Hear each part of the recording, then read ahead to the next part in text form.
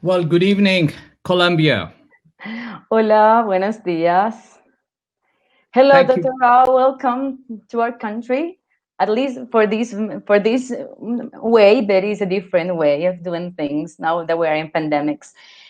Gracias a todos por estar aquí presentes. Es un honor para nosotros que nos acompañen en esta sesión de hoy, la quinta sesión. Ya contamos con el doctor Satish Rao. Es el módulo 5, trastornos funcionales de ano y recto, con la conferencia Dyssynergic Defecation and Dyschezia, How Should We Address Them? Se traduciría como defecación disenérgica y disquesia, cómo aproximarnos, a cargo del profesor Satish Rao, MD, PhD, Fellowship del Royal College of Physicians, jefe del Departamento de Gastroenterología, director del Departamento de Motilidad y Neurogastroenterología, Centro de Salud e Investigación Digestiva de la Universidad de Augusta, Georgia. Es un honor tenerlo aquí en nuestra primera masterclass para trastornos gastrointestinales funcionales. Puede empezar. Muchísimas gracias por su amable invitación.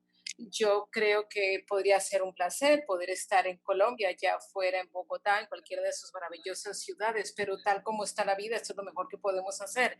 Pero siempre es un honor y un placer poder estar con mis amigos de Colombia y poder compartir el nuevo conocimiento que se está llevando a cabo en lugares del mundo, dado que estamos en pandemia. No por eso debemos dejar de aprender, no quiere decir que debemos dejar de preocuparnos y de hacernos cargo de nuestros pacientes. Por tanto, yo agradezco su invitación y a todos mis amigos de pediatría en Colombia, gracias por estar aquí. Bueno, entonces el día de hoy la idea es hablar acerca de la defecación disinérgica y disquesia. Estos son mis conflictos de interés. Entonces, lo que yo espero poder hacer en los próximos 25 minutos es contarles la historia de lo que es la defecación disenérgica. En particular, vamos a tratar de cubrir cómo se evalúa este problema, qué es este problema, cuáles son las herramientas que tenemos disponibles para poder comprender el problema, cuáles son las herramientas disponibles para diagnosticar el problema, cuáles son las herramientas disponibles para tratar este problema. Y después de pronto abordar el término disquesia. La disquesia no es un término muy común en inglés, ya sea en Norteamérica o el mundo occidental, es mucho más popular en la literatura latina, pero bueno, más que todo es dificultad con la defecación, eso es lo que es la disquesia, y una de las causas más comunes de la disquesia es la defecación disenérgica, y vamos a hablar acerca del tratamiento de la disenergia y la disquenia con la terapia de biofeedback. Bueno, iniciemos tal como les decía, que es el nombre. Esta condición se llamaba primero anismos, después se llamaba contracción pubertal esparadójica, después obstrucción pélvica, síndrome de piso pálvico, espástico, disinergia del piso pélvico en el Roma 2 y después defecación obstructiva. Y bueno, finalmente en Roma 3 fue la primera vez en que se adoptó el término que yo empecé a utilizar desde 1995 y subsiguiente el Roma 4 también acogió este término. Yo creo que este es el término correcto para esta condición, porque lo que ha sucedido aquí es que el acto de tener un movimiento intestinal o el acto de la defecación se ha convertido en algo descoordinado. Por tanto, ya no es un proceso coordinado normal y por tanto esta defecación descoordinada, lo que se llama defecación disenérgica. Aquí vemos un profesor de 51 años que me vino con una historia de constipación progresiva. Bueno, aquí podemos ver que ha empeorado en los últimos 5 años. En este momento tiene un movimiento intestinal cada 2 semanas. Las heces son muy duras y solamente después de utilizar un enema de flit, un supositorio y laxativos. Frecuentemente tiene que utilizar sus dedos para ayudarse en el movimiento intestinal y también dice que se siente que hay una evacuación incompleta y a veces hay sangrado. Ha tratado bastantes laxativos, linaclotida, PEG y ninguno le ha brindado ningún alivio. Ya tiene antecedentes de migraña, de alergias estacionales, pero no tiene lesiones pélvicas, es gravedad 1 para 1, no forceps, ningún tipo de trauma obstétrico. Fármacos, tomó minoxiclina, spray nasal, estaba tomando SENA y PEG, pero no fue adecuado. En la evaluación tenía algún tipo de llenura a nivel abdominal y tenía deposiciones. La pregunta es, ¿qué sigue? Y bueno, el próximo paso tiene que ser un examen rectal apropiado. Primero hay que inspeccionar, hay que ver la región perianal para ver si hay algún tipo de cicatrización, daño, algún tipo de fisura anal, que si hay fisura hay que evitar, hay que hacerlo después de gel con lidocaína, después hay que utilizar los 4 cuadrantes para evocar el reflejo y aquí en este caso se va a dar cuenta que va a estar ausente o tiene algún problema. Además de eso, usted trabaja con el dedo índice lubricado y con un guante dentro del recto y usted mira a ver si hay algún tipo de masa o sensibilidad o algún tipo de y hace maniobras específicas. Primero tiene que apretar 2 veces y usted lo evalúa. ¿Es normal o se ha incrementado o será que es débil? Después usted toma la mano izquierda, la pone en el estómago del paciente y hace que el sujeto empuje y después usted mira 3 cambios importantes. El primero será que el sujeto tiene la capacidad de contraer el abdomen y por tanto los músculos rectales, lo cual es el esfuerzo de empuje que usted percibe con la mano izquierda en el estómago, también un descenso de la mano y el dedo, el cual es un descenso perineal. Y número 3, se debe sentir una relajación de lo que es el esfínter anal externo y del músculo puborectalis, de ambos. Por otro lado, si un paciente no tiene la capacidad de contraer los músculos abdominales o si no tiene la capacidad de relajar el esfínter anal y en contraste muestra que tiene una contracción paradójica del esfínter anal o una ausencia de descenso perineal, si cualquiera de estas dos de estas características están presentes a pie de cama, habría que identificar lo que es la defecación disenérgica a nivel clínico. Ahora, todo esto que les he descrito, si usted puede, por favor, leer el artículo que publiqué en el American Journal en el 2018 sobre el examen rectal, sí debe hacer en una consulta ocupada, porque si hacen esto van a poder ser más sabios en su práctica y hacerse cargo de pacientes con trastornos rectales. Hay un video que si les interesa que yo elaboré y que puede ser muy útil especialmente para los profesores entre ustedes y creo que pueden obtener una copia en Amazon. Por tanto, ¿qué tan bueno es este examen rectal? Bueno, hablamos mucho de esto, pero ¿será que es bueno? Y la respuesta es sí. Y nosotros hemos demostrado en un estudio, nosotros tomamos 209 pacientes consecutivos con, con la con una sospecha de dificultad en la defecación. Como ya les mostré, todos estos pacientes fueron sometidos al examen renal, hicieron una prueba de expulsión de balón, después analizamos los datos de manera independiente. Yo fue el que hizo el examen rectal y yo lo evalué, pero el analista independiente comparó mis características del examen rectal y lo comparó con una prueba de expulsión de balón y la manometría, que es lo que generalmente hacemos para evaluar una defecación disenérgica y miren la sensibilidad del 75% y una especificidad de 80% y compáralo con la prueba de expulsión que tiene sensibilidad de 49 y 90 de especificidad. Por tanto, el examen rectal es tan bueno como la prueba de expulsión de balón y tiene más sensibilidad y por tanto traten de utilizar esta herramienta cuando hacen su examen. Pero, ¿será que todo el mundo puede hacer un buen examen? Sí, claro, pero va a tomar tiempo, no es fácil. Aquí tenemos otro estudio que nosotros presentamos hace un año. Aquí lo que hicimos fuimos exámenes rectales en tándem. Yo hice el examen rectal y mi fellow hizo el examen también. Habían 2 tipos de fellows. Estaba el fellow junior, que fue un fellow de primer año de GI y un fellow de gastrointestinal de tercer año. Y lo que estamos tratando de ver es, ¿será que la experiencia importa? ¿Será que la gente puede aprender a hacer un mejor examen? Y la respuesta es sí. para el diagnóstico de la disinergia, cuando lo comparamos con mi capacidad para diagnosticar, un fellow junior lo hace bien el 35% de las veces, pero el senior lo hace bien el 70% de las veces. Para la identificación de incontinencia fecal les va un poquito mejor, casi el 92% lo hacen bien cuando son seniors.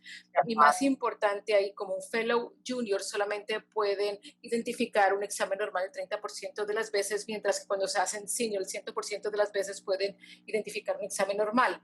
Así que sí, la capacitación hace la diferencia. Cuando vemos un paciente como este que les acabo de presentar, de verdad deben pensar cuál es el tipo, qué es el tipo de constipación primaria. Claro que puede haber una constipación secundaria por embarazos, por fármacos, por cáncer colorectal, por enfermedad de Parkinson y, bueno, otro tipo de motivos. Deben, claro, excluir esas causas secundarias primero antes de saltar a una causa primaria, y esas causas fueron excluidas en ese paciente que ya les mencioné.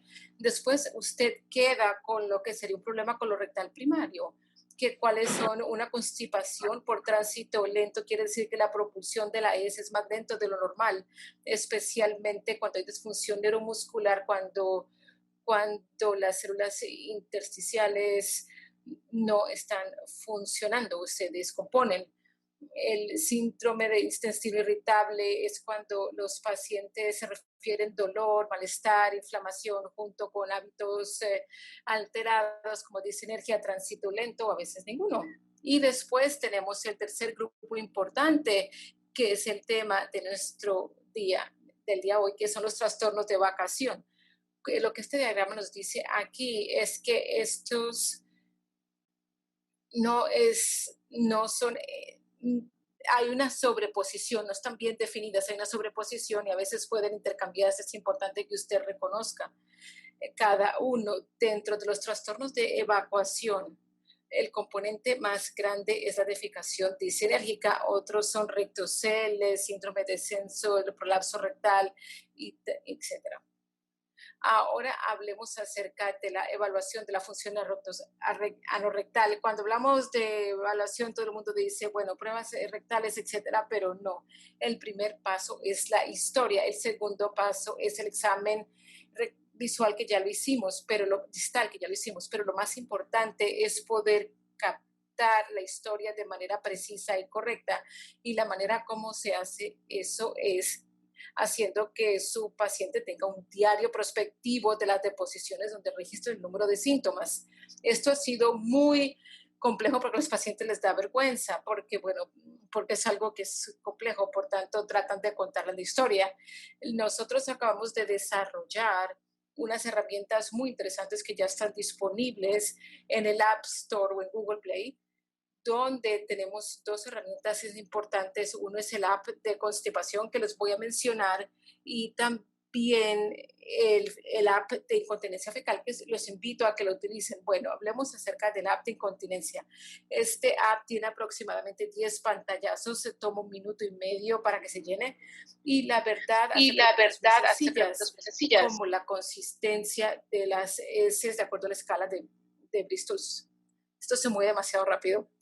Si usted tuvo un movimiento intestinal el día de hoy, si tuvo una evacuación completa, cuál fue el nivel de esfuerzo, tuvo que utilizar los dedos, y hay 5 pantallazos más. Son preguntas muy sencillas, unas imágenes muy bonitas, y esto es muy efectivo si el paciente puede mantenerlo 1 o 2 semanas y le presenta usted este diario. Usted como médico o como puede obtener una información muy precisa y puede utilizar esta información para poder guiar sus abordajes de tratamiento. Y bueno, ¿será que este app funciona?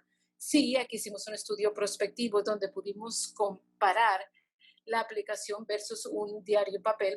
Aquí vemos el diario en papel y el app, y la verdad tratamos de ver la confiabilidad de la prueba y reprueba en la primera y segunda semana, y también vimos la validez contra el app, y aquí pueden ver que el ICC es excelente entre 0.7 y 0.9, y después tratamos de ver la funcionalidad o la facilidad de uso, y claramente la facilidad de uso, todos fueron evaluados como muy bien para el app electrónico, y la verdad el 60% más prefieren el app electrónico. ¿Cuáles son los síntomas de los pacientes con discinergia? En un estudio prospectivo, evaluados tanto hombres como mujeres, y si ustedes pueden ver, el movimiento intestinal diario fue reportado por 25 hombres y aproximadamente 35% de hombres y 25% de mujeres. Por tanto, el movimiento intestinal diario no es una característica, pero decimos en la urgencia para defecar, el esfuerzo excesivo, una evacuación incompleta y el uso de maniobras digitales. Estas son las características claves de pacientes con discinergia. ¿Por qué los pacientes desarrollan una discinergia y cuál sería el mecanismo subyacente?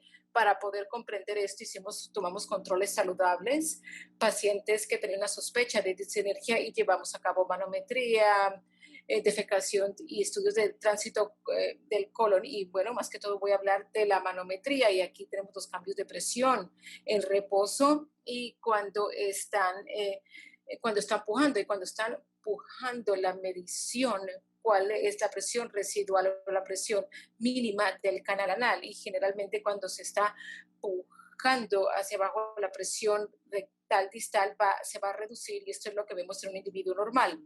Podemos ver aquí que es aproximadamente 35-40 y se reduce aproximadamente 20, o en este individuo si están 120 y eso se reduce a aproximadamente 75-80, una buena relajación. Ahora, en los pacientes encontramos dos conjuntos de grupos. Tenemos un grupo de pacientes, no eran obstructivos, eran como controles normales, tenían una muy buena relajación, pero aquellos que tenían discinergia, podemos ver que la presión de su anal sube cuando están en la relajación. Después del tratamiento con biofeedback, podemos ver que una reducción significativa, es decir, estos pacientes ahora han aprendido cómo reprogramar la presión de su esfínter anal.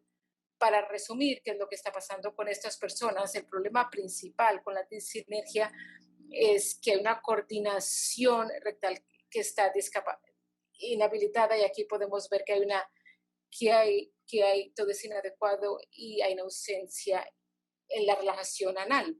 Además de esto, casi la mitad de estos pacientes tienen una sensación rectoanal deficiente. Vemos que tienen hiposensibilidad o hipersensibilidad. Y luego la pregunta importante es ¿por qué? ¿Por qué tienen ese tipo de edificación discenérgica? Y basado en un estudio detallado, el resumen es que 2/3 de estos pacientes tuvieron una defecación normal durante su infancia y algo sucedió durante su adultez. Aquí, por ejemplo, hay lesiones, tienen algún tipo de lesiones obstétricas o pélvicas o cirugía de columnas, alguna parte pequeña tuvo abuso sexual, unos estuvieron en fármacos extendidos que endurecieron esas se aprendieron a pujar en exceso. Algo cambió. En 25-30% no pudimos explicar por qué pasó, y en otro tercio de los pacientes sus problemas iniciaron desde la infancia porque nunca aprendieron el arte de hacer popó. Así fue como se desarrolló la discinergia. Así que la pregunta es, ¿cómo se diagnostica la discinergia? ¿Será que los síntomas son lo suficientemente buenos para identificarla? Bueno, aquí vimos esa pregunta y preguntamos una serie de preguntas: evacuación, llenura, esfuerzo, y hicimos pruebas manométricas y el 30% de este grupo tuvo patrón normal, pero miren el esfuerzo excesivo, 92%, y los que tenían discinergia, 89%. Es decir, solamente basado en los síntomas, no se puede diferenciar los pacientes con la manometría normal y aquellos con discinergia. Es interesante, miren esto, incluso con las maniobras digitales, aunque el 50% de este grupo usaron maniobras digitales, casi el 28% con patrón de manometría normal también utilizaban maniobras digitales. Por tanto, los síntomas no es una manera para diferenciar este problema, no se puede predecir y hay que utilizar pruebas. Esto nos lleva nuevamente a la diapositiva anterior. ¿Y cuáles son las pruebas disponibles? Tenemos una manometría anorrectal de alta resolución, la prueba de expulsión de balón y la defecografía son las pruebas más importantes que ayudan a identificar y diagnosticar de manera definitiva la defecación discenérgica. Bueno, la manometría se puede llevar a cabo con sistemas que yo pienso que en este momento es el gold estándar. Aquí tenemos una sonda de Medtronic que tiene 12 sensores, dos están ubicados dentro del balón, todos estos son sensores circunferenciales. Aquí tenemos las sondas de Diversitac. Todos estos síntomas son muy comparables y prueban información muy útil. Aquí tenemos una imagen de mi laboratorio de motilidad, donde tenemos manometrías de alta resolución, tenemos ultrasonido anal, aquí tenemos la cama, tenemos el equipo neurofisiológico y también la cómoda que utilizamos para la prueba de expulsión de balón y también para hacer el entrenamiento en biofeedback. Y también tenemos como un pato que se está escondido aquí. Bueno, una vez se pone un catéter de manometría como usted tiene un empuje normal. Aquí lo voy a mostrar en un sistema de manometría en 3D. Vamos a ver si el video sale. Ustedes pueden ver. Esto es un sistema de alta definición en 3D. En 3D aquí vemos cómo se está empujando. Aquí puede ver cómo se relaja de manera hermosa y una relajación anal hermosa, sin ningún tipo de anormalidad. Esta es una respuesta normal que se puede ver en un individuo saludable que puede empujar de manera adecuada. Y contrástelo con nuestro paciente. ¿Se acuerda al profesor del que mencionábamos? Aquí le estamos pidiendo a ella que empuje y aquí vemos cuando todo se está relajando, ella se está contrayendo. Aquí pueden ver cómo las presiones rectales suben, pero las presiones anales también suben, y esto es lo que es la disinergia. ¿Y cuáles son los tipos de disinergia? Para poder comprender esto, nosotros ponemos un catéter de manometría, vemos un sensor de presión en el recto, vemos uno en el canal anal, podemos pedir que empuje. Aquí vemos la respuesta normal, vemos cómo incrementa la presión rectal, que está sincronizado con una relajación del canal anal. A nivel topográfico, esta es la onda. A nivel, vemos la presión rectal basal, que es casi cero. Se empuja muy bien, hay un incremento en amarillo y naranja.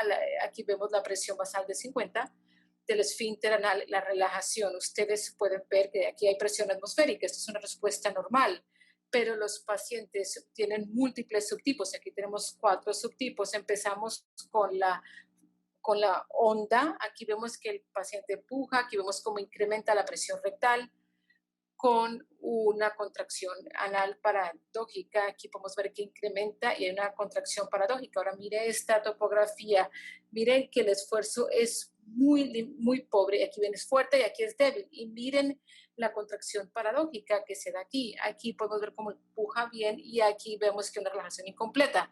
Esta es la presión en reposo comparado con esta magenta, y aquí pueden ver que la relajación es incompleta.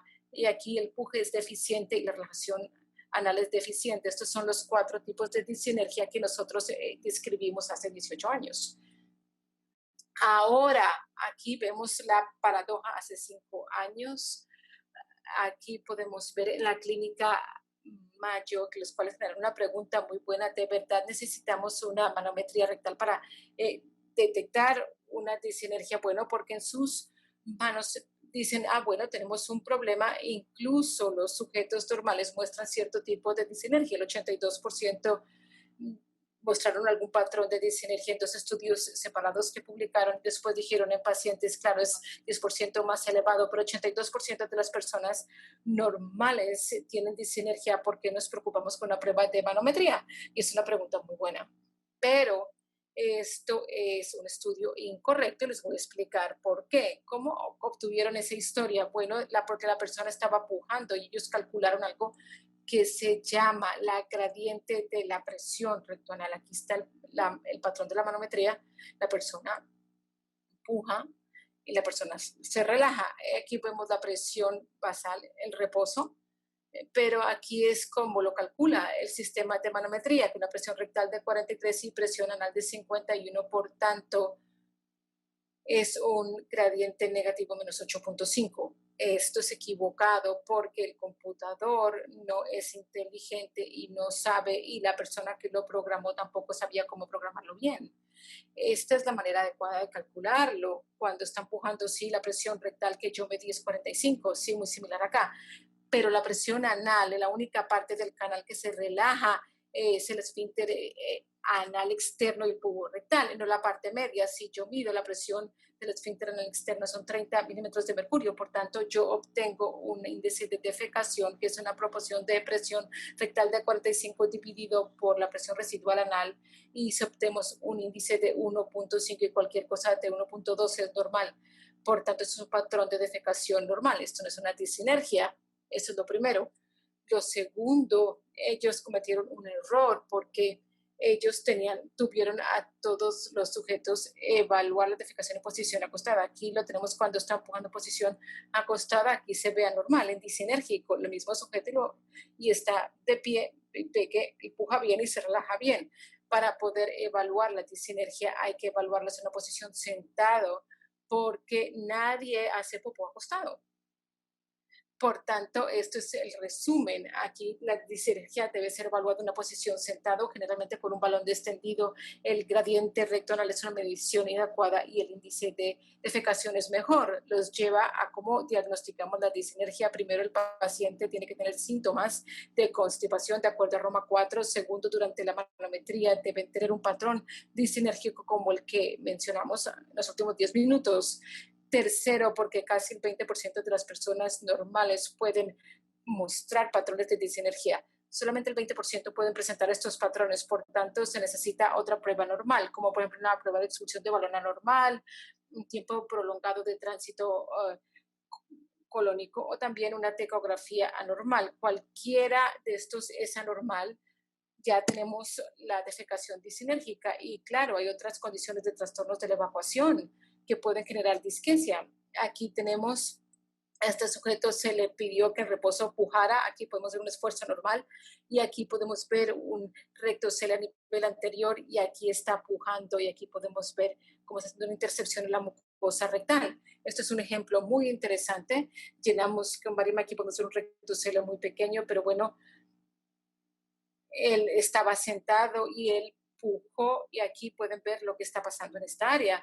Esta área en este momento está indentando el recto está bajando y lo que llamamos un enterocele junto con la intersuscepción del recto. Es una disfunción del piso pélvico muy compleja. Vemos que hay un rectocele, vemos que hay un enterocele y vemos que hay una insuscepción de la mucosa y este paciente va a hacer un poquito de popó y va a continuar haciendo un esfuerzo y va a sentir una evacuación incompleta y eso da disquesia. ¿Y cómo tratamos la defecación disinérgica? Bueno, la dieta, el ejercicio, fluidos, el uso de laxantes, así como tratamientos específicos como inyección de Botox, terapia de biofeedback. Se ha intentado la miotomía, pero no ha sido muy efectiva. Bueno, la terapia de biofeedback es lo ideal y esto es el objetivo, enseñar relajación diafragmática, mejorar la sensación rectal en un 40% y mejorar también la condición rectoanal. Y para hacer esto utilizamos varias técnicas, utilizamos feedback visual, el cual ofrece el monitor, las ondas, así como las formas topográficas y el verbal, lo dice la enfermera, el terapeuta, los cuales invitan al paciente y les muestra cómo hacer maniobras, etc. Aquí tenemos a nuestro paciente, aquí podemos ver un patrón de disinergia al inicio, después de 5 sesiones de reentrenamiento, y vemos que hay un buen esfuerzo de pujo que está coordinado con una buena relajación del canal anal. ¿Será que funciona el biofeedback o es vudú? La respuesta es que sí funciona de manera fenomenal. En nuestro laboratorio el 80% de nuestros pacientes son exitosos. Ahora tenemos 5 ECAs y el biofeedback es mejor que PEC, es mejor que la relajación, es mejor que la terapia sham y la terapia estándar y a corto y largo plazo incluso es tan bueno, la terapia de biofeedback en casa es tan buena como el del consultorio y además por esto las sociedades americanas y europeas le dan una recomendación de grado A. Aquí tenemos otros ejemplos de estudios. Este es nuestro estudio donde comparamos el biofeedback con sham y la terapia estándar. Aquí pueden ver el número de movimientos intestinales espontáneos y completos que incrementan con biofeedback.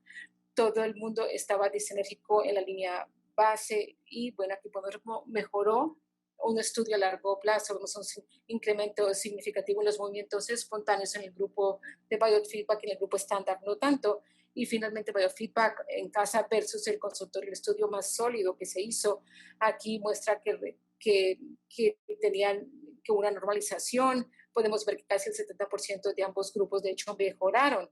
Más aún, podemos mostrar que la biofeedback en casa es menos costoso comparado con el biofeedback en el consultorio. Y basado en todo esto, como les mencioné, para la defecación discinérgica en adultos, se te da una recomendación grado A, y en incontinencia fecal y biofeedback es grado B. Para síndrome del ano elevador es B, pero yo quiero hablar un poquito acerca con los niños, porque yo sé que estoy hablando con mis colegas pediatras. Bueno, los niños con constipación funcional son un grupo diferenciado que tienen recomendación D, lo cual quiere decir que no es tratamiento de primera línea. Pienso que unos estudios muy buenos que se hicieron por mis colegas de Europa y ellos han demostrado que en la constipación funcional de niños el biofeedback como primera línea de tratamiento no fue mejor que tener unas medidas conservadoras buenas, aunque yo creería que si esas medidas agresivas no funcionan, el biofeedback puede ser un buen complemento para ayudar a conectar al niño con su cuerpo y mejorar su función. Mis puntos es, número 1, una historia detallada, examen físico y la examen digital es muy importante. Yo les diría que utilizar un diario de posiciones, ya sea en papel o si pueden utilizar este app electrónico, puede de manera sustancial cambiar su capacidad para capturar la información y evaluar la severidad del problema. La discinergia y la disquesia son problemas muy comunes, pero desafortunadamente no se pasan por alto en la práctica clínica. Las pruebas de manometría y la prueba de expulsión de balón son pruebas muy sensibles y útiles, pero a veces se puede sobreleer la manometría y decir que hay una discinergia cuando el paciente puede no tenerla. La terapia de biofeedback es el tratamiento preferido y se ha demostrado que es efectivo. El biofeedback en casa, algún día si podemos desarrollar un proveedor que cree uno, puede ser muy útil. Y también hemos desarrollado otras herramientas como el Barostat Assisted Rectal Sensory Training, y son herramientas excelentes que nos pueden ayudar a mejorar este campo. Gracias por su atención, se lo agradezco.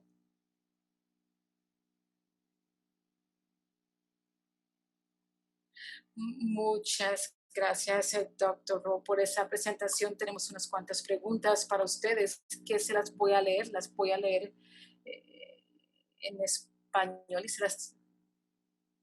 La primera dice, el doctor Melquisedec pregunta, en uno de sus estudios detectó que una tercera parte de las disinergias se inicia en la infancia.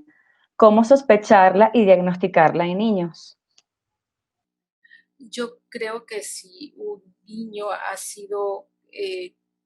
viene con una constipación persistente, claramente la disinergia tiene una alta probabilidad. El desafío con niños es poder hacer un examen rectal y el poder hacer las pruebas de manometría. Los niños tienen miedo de estos exámenes y yo creo que puede ser muy intimidador. Yo no veo muchos, pero de pronto yo veo como 3 o 4 niños. Nuevamente, todos ellos tienen como 7, 8, la verdad, yo no veo debajo de esa edad. Sí es un problema. Yo creo que que si no se responde a laxantes y a terapias, yo sospecharía de que tiene una discinergia. Y yo no me preocuparía por pruebas de manometría, yo iniciaría el tratamiento con biofeedback. Y no hay nada con la terapia de biofeedback, hay mucho que ganar y por tanto yo procedería con ese tratamiento. Sí, esa de hecho es la siguiente pregunta. Entonces decía, en los niños, ¿cuál es una estrategia adecuada para poder hacerles un mejor examen rectal? Yo pienso que es muy interesante. Hay 2 tipos de niños que yo he visto. Un grupo es casi imposible el poder hacer que se relajen y la verdad es prácticamente imposible. Y el otro grupo que yo pienso que es la mayoría de los niños con los que yo he trabajado es que les va a permitir que les haga el examen rectal, pero hay unos tips muy importantes. Primero, nunca ni siquiera considere hacer un examen rectal en su primera consulta. nunca puede ser en la segunda o en la tercera o en la cuarta visita, es cuando el niño va a permitir que usted se lo haga. Generalmente lo que yo intento hacer es que no lo hago en la primera consulta, pero yo generalmente lo hago junto con la prueba de manometría o de pronto después de eso, junto con las demás pruebas. Lo segundo es que el padre sostenga al niño, le dé seguridad al niño y luego de manera muy suave hacer el examen rectal. Desafortunadamente, si esto se hace mal, el pobre niño va a quedar traumatizado de por vida. Con frecuencia los niños ya han estado traumatizados por este motivo, ya sea porque tienen deposiciones duras, tienen fisuras, y se convierte en una memoria negativa para ellos. Así que hay que tratar de hacerlo tan fácil como sea posible. Si le preocupa que el niño puede tener una fisura o algo así, aplica algún tipo de gel con lidocaína antes de tiempo, que sea una experiencia amigable, y si se pueden relajar, nunca lo intenta si el niño no está relajado, porque no lo va a lograr. La otra pregunta que tenemos decía, sabemos que el biofeedback no se hace con manometría. ¿Cómo hacemos para rehabilitar el pujo? Bueno, yo creo que hay varias maneras inteligentes en que se pueden hacer esto sin tener que poner una sonda de manometría. Y yo creo que si usted puede, claro, aún va a necesitar algún tipo de feedback visual. Sí es posible poner unos electrodos de EMG muy cerca de la región anal, fuera del cuerpo, y también se pueden poner algunos electrodos de EMG en el estómago, y en el estómago puede ser un canal, y los electrodos que están alrededor de la región anal pueden ser un segundo despliegue, y ustedes pueden ver el EMG, y esa es una manera visual que se puede hacer. Siempre se puede intentar sin ninguna de estas maniobras, pero simplemente enseñándole a la madre o al padre, el niño lo observa, y ya sea la madre o el padre puede enseñarle eso al niño, porque el niño es mucho más cálido con la mamá o con el papá que con usted o con su enfermera. Por tanto, eso puede ser una cosa que se traduce fácilmente. Primero los muestra la postura, les muestra la técnica de respiración. Esto no necesita manometría, pero la técnica de respiración y la postura es algo que se puede hacer sin nada. Y si después les muestra el ángulo adecuado para pujar, puede que tengan los principios, y después de 1 o 2 sesiones les permita que usted les haga el feedback basado en manometría. Hay pasos que podemos tomar en algunas personas que tienen. ¿Y a qué edad considera, doctor, que podemos hacer biofeedback? Sí, yo pienso que es una pregunta muy buena. Y yo creo, y la verdad es que la edad más pequeña que yo he entrenado son como de 7 años, 7 u 8 años. Esos son los más pequeños. De hecho, hay un niño muy pequeño que vino desde Arizona, y la mamá era muy motivadora, y este pobre niño ya había tenido 2 cirugías de colon a los 5 años y a los 6 años y medio, pero un niño muy motivado de 7 años y medio, le fue espectacularmente bien. Viajó de Arizona a Augusta para verme. Pienso que sí se puede hacer, pienso que esa es la edad más pequeña. Yo prefiero niños idealmente entre edades de 8 a 10 o por encima de 10 nunca es problema, pero de menos de 7 pienso que va a ser muy complejo, por lo menos para mí, ¿no? We have another question. Para realizar la prueba de balón en un niño, ¿el volumen de la bomba varía o debe ser también 60 centímetros cúbicos? Bueno, nosotros hablamos de la prueba de expulsión de balón. Bueno, la prueba de expulsión de balón, generalmente ponemos 50 ml de agua tibia dentro del balón. 50 ml, ponemos el balón en el recto en una posición acostada al paciente, y después lo llenamos con 50 ml de agua. Después pedimos que se siente y les damos privacidad. Ponemos un cronómetro y que expulsen el balón. Así lo hacemos. Otra cosa que se me olvidó, los niños necesitan incentivos. Por tanto, siempre que tengamos un niño, tenemos que darle juguetes, les damos dulces, y ellos necesitan todo tipo de motivación para venir al laboratorio y para sentirse bien, porque si no van a ver esto como una cámara de torturas el laboratorio. Tienen que estar preparados. Claro que yo sé que les estoy hablando a los expertos porque todos mis colegas conocen, pero bueno, la verdad para el laboratorio tuvimos que cambiar cómo nos comportamos con niños, pero por ejemplo, pequeños detalles puede ser muy motivador para ellos. ¿Cuántas sesiones de biofeedback necesitamos en un niño para ver resultados? Bueno, yo pienso que el número mágico de 6, se han intentado varias cosas y nosotros encontramos que ese número de verdad se ha manejado muy bien en los últimos 20 años. Por tanto, aproximadamente 6 sesiones, generalmente una cada 2 semanas, es lo ideal. Nuevamente, no acelerarlo porque los pacientes toman tiempo para aprender. Puede estar bien hacerlo una vez por semana, pero hacerlo más rápido que eso parece como si lo quisieran hacerlo, pero se les olvida. Por tanto, hacerlo lentamente, dándoles tiempo para aprender y después corregirlo lentamente es la manera adecuada. Así que 6 sesiones durante un periodo de 3 meses pienso que es la mejor manera para hacer este biofeedback.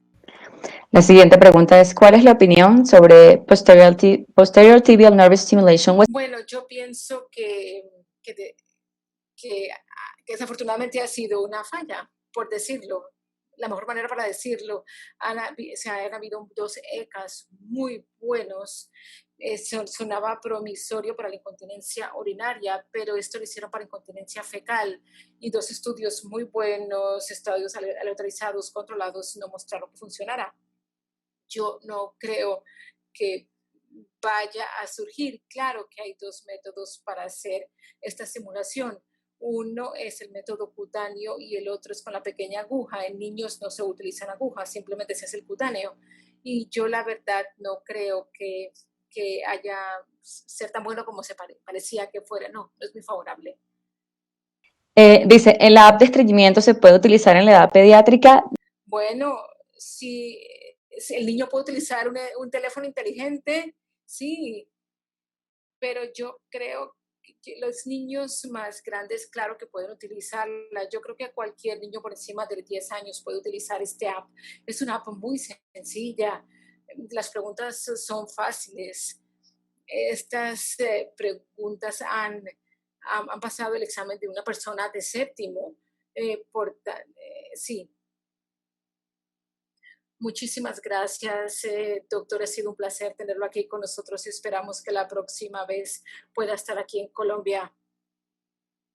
Muchísimas gracias y buena suerte. Esto parece un programa excelente el que han desarrollado y les deseo toda la suerte. Buenas noches.